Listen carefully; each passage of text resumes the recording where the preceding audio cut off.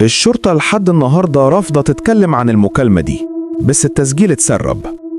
في ليلة 12 فبراير سنة 1994 مركز شرطة في ولاية أوريجون استقبل مكالمة 911 غريبة جدا. ما تنساش تعمل لايك وتشترك في القناة. المتصل كان راجل صوته مرعوب، بيرتعش وهو بيهمس. في حاجة ورا الباب، مش بشر. الضابط حاول يهديه وقال له: يا سيدي، انت شايف ايه بالظبط؟ الراجل رد بصوت بيكاد يختفي من الخوف: هي واقفة قدامي بس ما فيهاش وش، ما فيش وش خالص. وفجأة سمع الضابط صرخة حادة جدا، وبعدها صمت تام.